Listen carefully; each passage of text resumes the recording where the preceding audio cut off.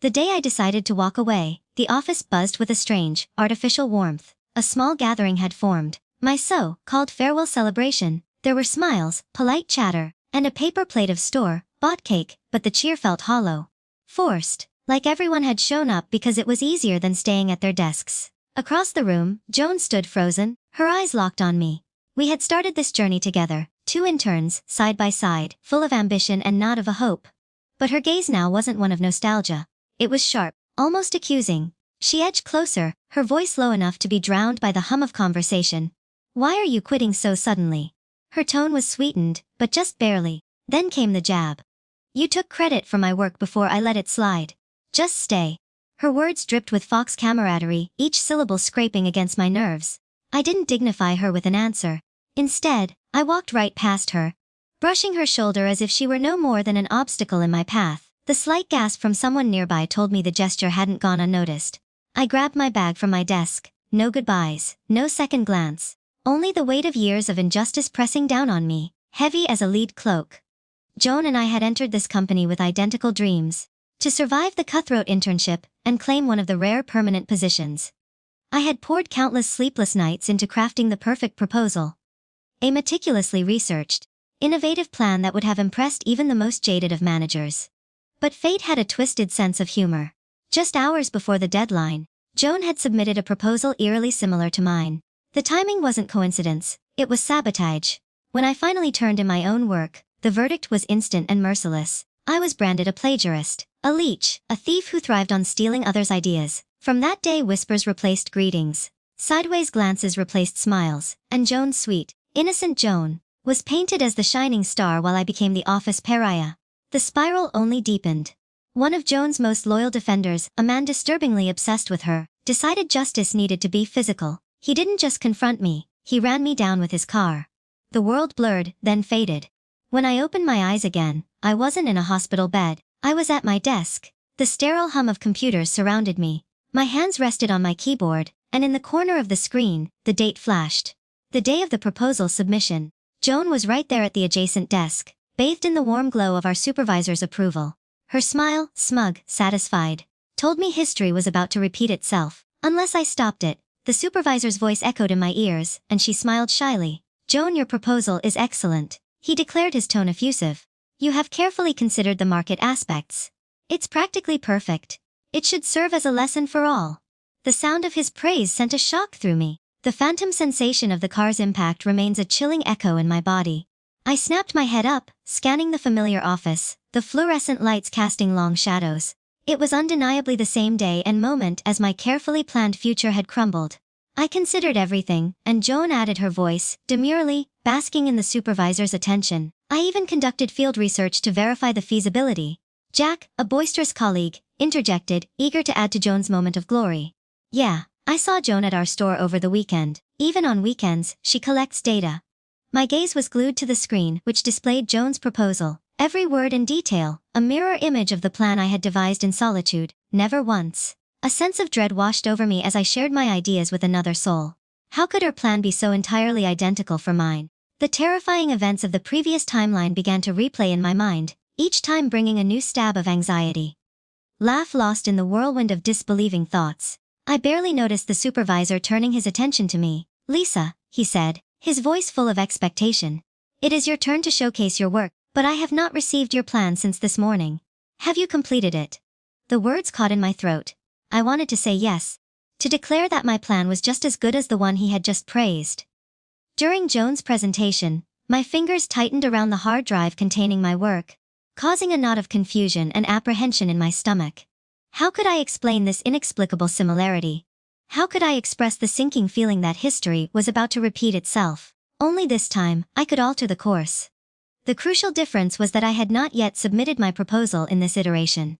A wave of grim determination swept over me. I would not let the past dictate my future. Lowering my head, I gritted my teeth and told a carefully constructed lie. "Sorry, supervisor," I mumbled, feigning lack of confidence.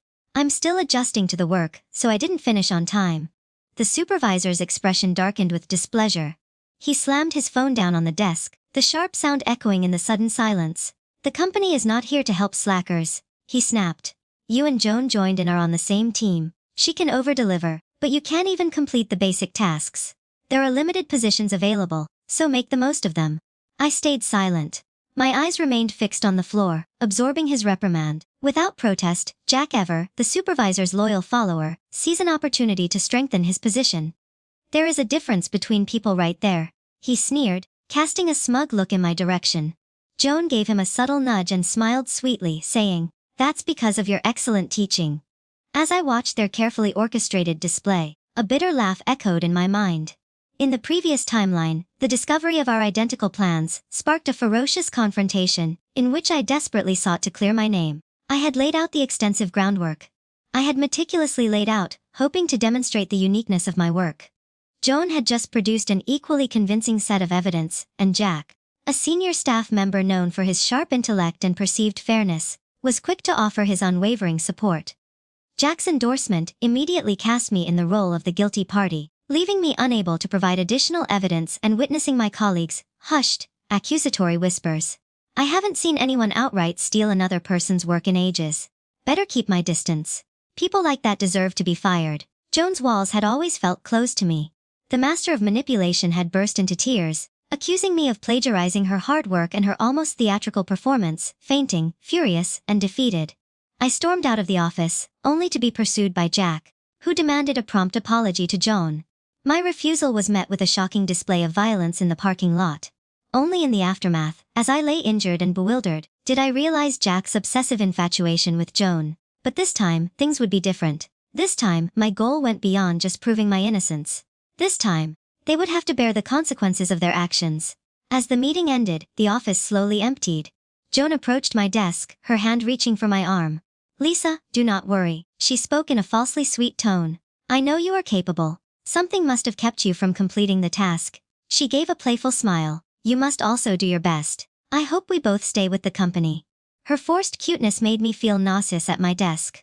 I purposefully ignored the remaining colleagues, focusing my thoughts on the perplexing question of how Joan had accessed my meticulously guarded plan.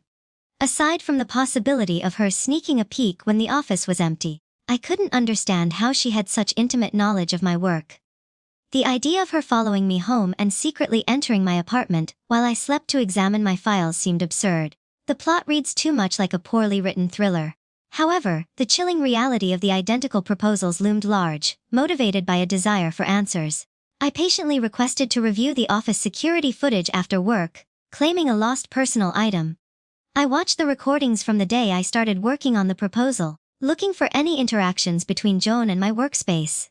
The footage showed no sign of her accessing my computer. Joan and Jack had not approached my desk or tampered with my belongings. But then, as the timeline progressed to the day before the submission, the video feed from the camera in my area abruptly cut out, leaving the screen in static blackness. What exactly happened here? I asked the security guards, pointing to the abrupt interruption. "The camera in your area wore thin," one of them explained. We've scheduled repairs for tomorrow." The timing seemed too convenient, too closely aligned with Joan's potential need for unsupervised access. Could she use the opportunity provided by the malfunctioning camera to investigate my proposal? While there was no concrete evidence to back up this theory, and no one I could discreetly ask for confirmation, I began to feel uneasy. Caution, I determined, was my best course of action. The following day, a new team task was assigned, and I resolved to protect my work with extreme caution. Every time I left my desk, even for a brief moment, I locked my computer screen. After work, I diligently copied all of my completed documents to an external hard drive, which I would then take home and permanently delete from my computer's hard drive. This way, I reasoned, Joan would have no more opportunities to pill or steal my ideas. The day before the deadline, Joan approached my desk. Her demeanor exuded an unsettling combination of concern and veiled urgency.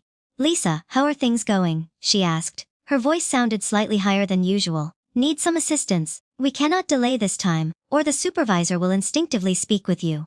I minimized the document on my screen and met her gaze with a defensive look. "Almost finished," I replied, KTLY wrapping things up. She soon persisted, her gaze lingered on my screen. "Want me to take a look?" I quickly declined, taken aback by her assertiveness. "No thanks," I responded with a probing question of my own. "How about you? How are yours coming along?" Joan replied with unsettling confidence. "I'm almost done too. I've had a fantastic idea." This time, as she elaborated, a chilling wave of recognition swept over me. Her incredible idea was at the heart of my proposal. the innovative solution I had painstakingly crafted after hours of brainstorming and research. How could she know? My veins became cold, the remainder of her words faded into a meaningless drone. I was lost in a sea of disbelief and increasing despair. Lisa, what's up? Is my idea great, right? Joan smiled at me. Her smile is almost blinding in its artificiality. I forced a weak onto my lips. Good luck, Lisa. She said this as she turned to leave. I'm heading back. After she was gone, I reopened my document. The words on the screen are mocking me. The joy I had once felt from my work had vanished, replaced by a gnawing sense of violation. After a few agonizing moments of thought, I made a drastic decision. I deleted everything. The culmination of days of work disappears into the digital ether. The proposal was due tomorrow, leaving no time for another meticulously crafted draft. I had no choice but to start over, to create something entirely new, working late into the night, fueled by a powerful combination of anxiety and determination. I finally finished a revised proposal just before midnight to avoid any further unexpected events. I immediately forwarded it to the supervisor's email. Despite the late hour, I had a surprisingly refreshing sleep. The next morning, I went to work with a renewed sense of purpose and a fluttering optimism in my chest. But as soon as I walked into the office, I noticed a palpable shift in the atmosphere. As I approached my desk, I was followed by a chorus of hushed whispers. Lisa failed to complete her task again, and she even passed off someone else's work as her own. I heard the supervisor was upset this morning, and they said it was Joan's. She stole. She even emailed it overnight to fool people into thinking it was hers. We should steer clear of people like her. What do I do? She sits right beside me. Can I apply for a seat change? The snippets of conversation were sharp and accusatory, and they struck me. Just then, the supervisor came out of his office and beckoned me over. Lisa went to the office. Joan was already inside, her eyes red and swollen, and her expression was one of complete devastation. The supervisor sat down, his gaze direct and unwavering, with only the three of us present. Lisa, tell the truth. Did you make use of Joan's proposal? The question felt like a plunge into cold water, so this was how it turned out. Despite all of my precautions, I was unable to escape the shadow of accusation. Where did I go wrong? Joan turned to me, tears streaming down her cheeks. Lisa, I've always been nice to you and never treated you harshly. Why do you do this to me? I would not have had a defense if I hadn't been sleepless last night and decided to send my completed proposal to the supervisor. If you want a promotion, we will compete fairly. Why did they resort to such shady tactics? What has been stolen will never truly belong to you. Her accusations poured forth, leaving no room for me to explain. She was playing the victim, and her feigned outrage was a carefully staged performance. The supervisor displayed our proposals on the screen, except for the names. The content was once again blatant copy, and a grim amusement flared within me at the sheer audacity of the situation. Joan might have had access to my initial proposal, but she couldn't have replicated the intricate details of the hastily revised version I submitted last night. I pointed to a specific section of the screen. I asked Joan in a calm voice, despite the turmoil within, how did you analyze this specific set of data? I expected her to falter and stumble through the explanation. Instead, she described the entire process exactly as I had envisioned it. Her words mirrored my thoughts with unsettling accuracy. Joan then turned to the supervisor, giving him a timid look. Enough, the supervisor said, his voice full of disappointment. Lisa, I brought you here hoping you'd admit your mistakes so I could give you another chance. But you don't seem sorry or willing to accept anything. The difference between your interview performance and your current performance is significant. It is time to consider your position here seriously. He stood up, exasperated. Then his focus shifted abruptly to Joan and specifically to you. He said it in a sharp tone. Your previous proposal was impressive, but this one is a mishmash of inconsistencies. Even the basic framework is incorrect. Joan looked up at the screen, her expression one of surprise and confusion. After Joan had left the office the previous evening, I deleted my initial proposal. The one Joan had so easily copied. Knowing I didn't have enough time to write another perfect draft, I quickly cobbled together a deliberately subpar version riddled with inconsistencies and flaws. I intended to put a theory to the test. Would Joan's relentless pursuit of my ideas reflect even my deliberate mistakes?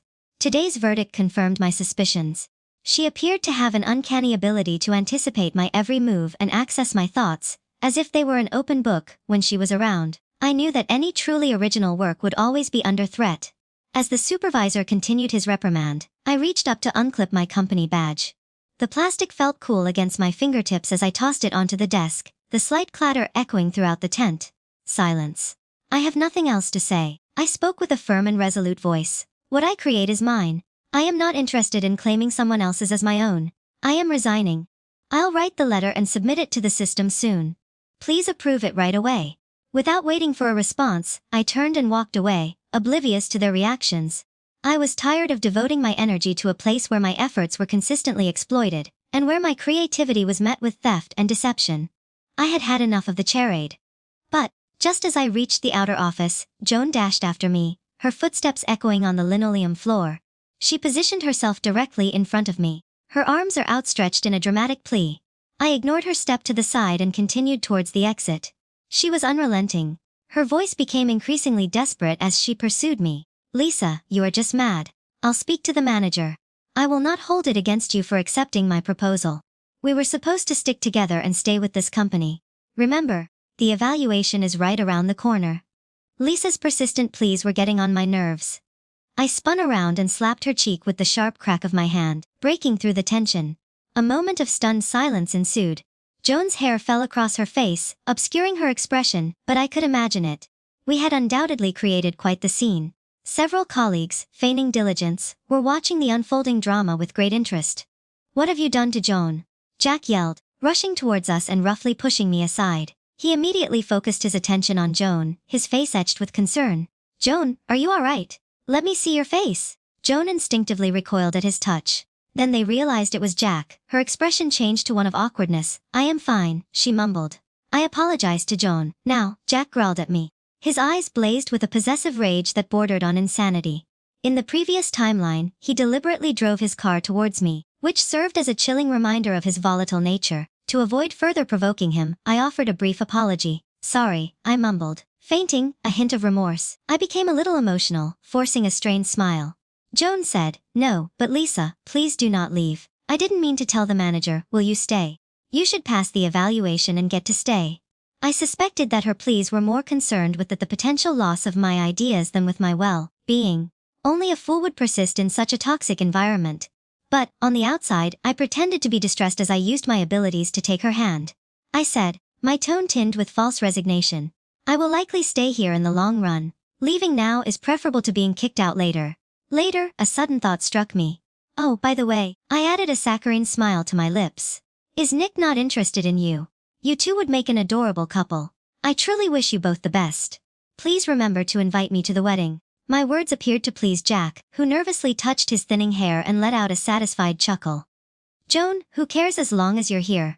What if Lisa leaves? Hearing his dismissive remark and noticing our colleagues' curious looks, Joan subtly distanced herself from Jack, a flicker of discomfort crossing her face, but she began to protest before appearing to reconsider, and ultimately saying nothing.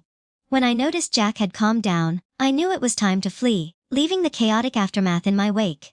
Soon enough, I finished the necessary exit paperwork, a sense of liberation rising within me. I hummed a happy tune as I packed my remaining belongings. As I walked out of the company building, I noticed Joan's empty desk and had a fleeting thought. Who would she try to emulate next? Now that I was gone, I packed my belongings into my car and drove back home through the familiar streets of my neighborhood, which was a welcome sight.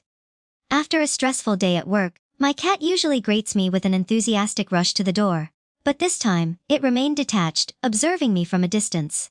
When I tried to pet it, it hissed sharply. Its fur bristled. Perhaps it was the strange sensation clinging to my clothes, the lingering effect of the day's unpleasantness. When my father arrived home later that evening, he discovered me lounging on the couch, a facial mask covering my face. My legs crossed comfortably. As I watched television, he seemed perplexed. Is something happening at work today? Why are you home so early? I shrugged. I gave up casually. My father burst into hearty laughter, filling the living room. I told you I could give you a position. But you insisted on starting from the bottom, and now you've quit on your own. The company where I interned was one of our family's subsidiaries. When I graduated, my father offered me a comfortable position in the family business, but I stubbornly declined. I had envisioned working my way up the corporate ladder as a personal challenge, similar to leveling up in a video game. So I applied to this particular company and was hired based on my own merits. I had no idea how everything would turn out in the end. I munched on sunflower seeds as I told my father about the day's events, explaining the strange events and the final act of resignation. He listened attentively, his brow furrowed, indicating concern. He, too, sensed something was wrong and promised to investigate the matter discreetly. With my newfound freedom, I embarked on a period of travel, visiting new cities and immersing myself in different cultures. The distance and new perspectives eventually dulled the sharp edges of the past annoyances. Although I was no longer employed by the company, maintaining connections within its ranks was surprisingly simple. Given my family's ties, as I suspected after my departure, Joan's performance suffered significantly without my input. She made no significant proposals or achieved any notable results. At times, she struggled with the most basic tasks. She avoided dismissal thanks to Jack's continued, albeit somewhat misguided, support. But her previous seemingly brilliant work was nowhere to be found. While I was still thinking about the specifics of Joan's uncanny ability to replicate my ideas, we had an unexpected visitor at our house. "Dad, who is this?" I asked with a puzzled expression on my face as I noticed the man in sunglasses standing in our living room. My father introduced him. "This is Bob." I asked him to check out our feng shui before and after. I felt significantly better physically after implementing his suggestions. "You mentioned those incidents at work, so I suspected something was wrong, and had Bob come over to check things out for you." Bob did not fit the stereotypical image of someone with expertise in such esoteric matters. He appeared younger than his stated age, and exuded a casual demeanor that belied any sense of mystery. Sensing my skepticism, he removed his sunglasses and inquired, "Have you been feeling exhausted recently?" I paused to consider his question. Yes, I had been experiencing persistent fatigue, a weariness that seemed to go beyond the usual exhaustion of a demanding job at the time. I attributed it to late nights and stress, dismissing it as a temporary side effect of my work situation. But as I looked at Bob, a seed of doubt began to sprout in my mind. "Yes," I replied slowly, "particularly my shoulders. They are sore." Bob nodded knowingly. "There's something unclean about you. You are tired because someone cursed you. That person can enter your body via this curse. It's as if he's sharing your soul, which is why you feel exhausted." A shiver of unease ran down my spine. Before I could ask for more clarification, Bob's voice became more serious. "This is only the beginning. If it is not lifted in time, your soul will begin to fade. You'll eventually lose control of your body. By then, you will no longer be yourself. Someone wants to replace you." The implications of his words were terrifyingly clear.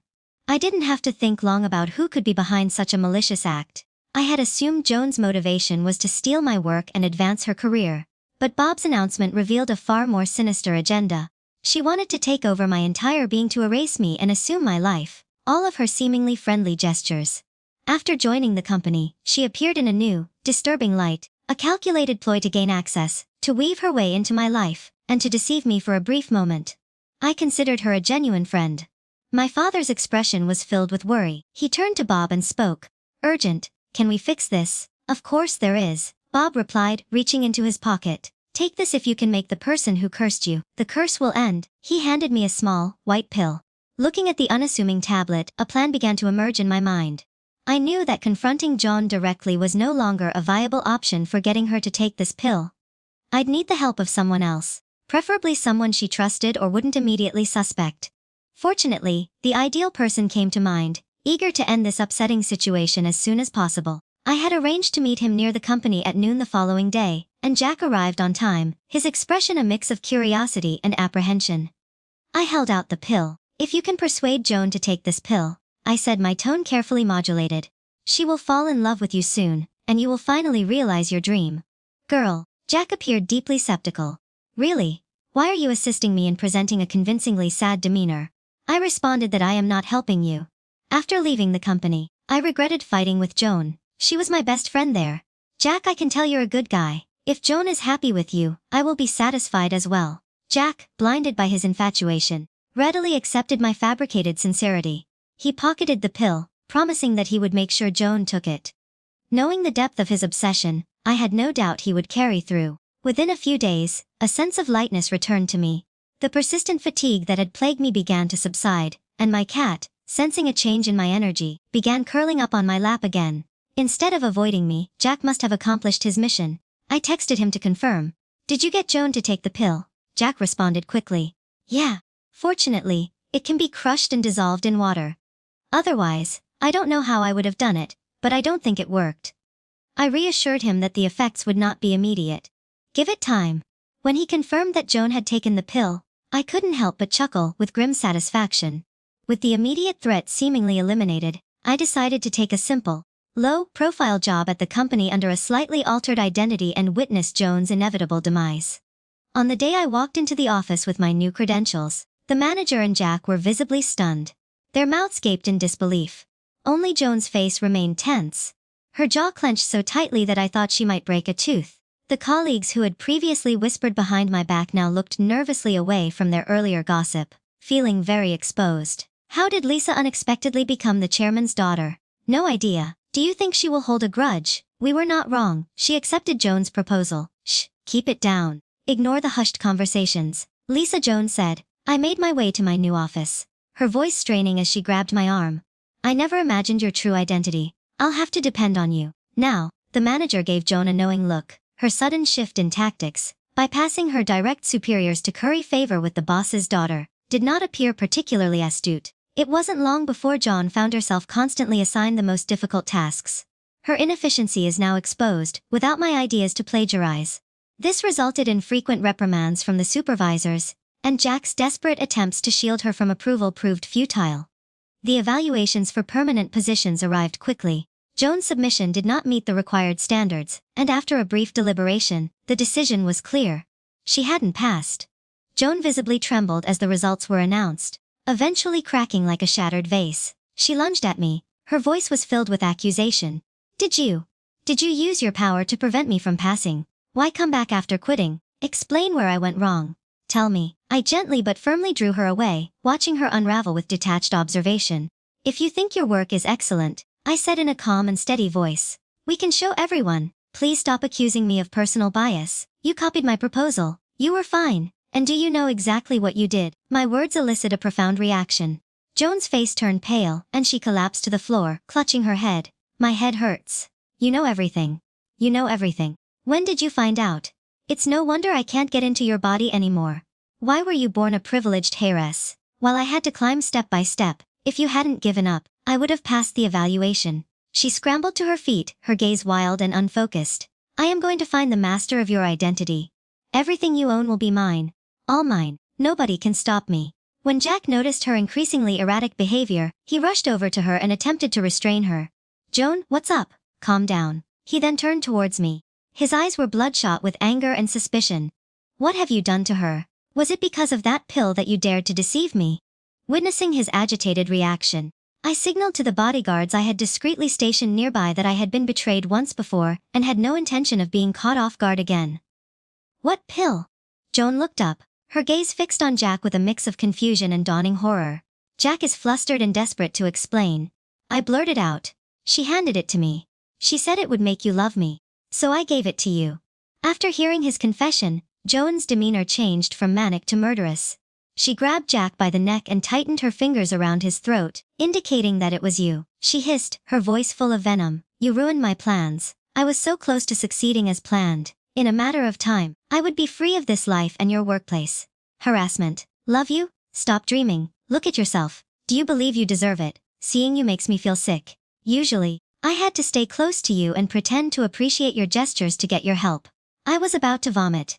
Hearing her brutal rejection, Jack had seemed almost contrite at first, but now his entire demeanor had collapsed into something darker. Do you not like me at all? He whispered, his voice barely audible. Joan didn't even respond. Her hands stayed around his throat. For a moment, Jack's head hung in silent despair. Then, suddenly, he moved. In one swift motion, he pulled a small folding knife from his pocket. The fluorescent lights glinted off the blade as it plunged into Joan's side. Once, twice, again and again. Die. The frenzied stabbing sent crimson arcs splattering across his face. The colleagues who had been watching in grim fascination moments earlier erupted into screams, their pale faces frozen in shock. Joan crumpled to the ground, her blood pooling beneath her. Restrain him. I barked and the bodyguards lunged. They pinned Jack to the floor, twisting his arms behind him as he muttered incoherently. How could you not like me? The police and ambulances arrived swiftly, bringing a fragile order back to the chaos. Joan was rushed to the hospital. But despite every effort, she was pronounced dead. Jack was later convicted of intentional murder and sentenced to life in prison. The shadowy figure who had armed Joan with her manipulative curse method, the so-called master, was also arrested for promoting dangerous schemes. With the nightmare finally over, my father and I visited Bob, personally thanking him with a gift worthy of our gratitude. This time, I listened to my father. I joined the family business under his watchful eye, determined never to let such darkness slip into our lives again.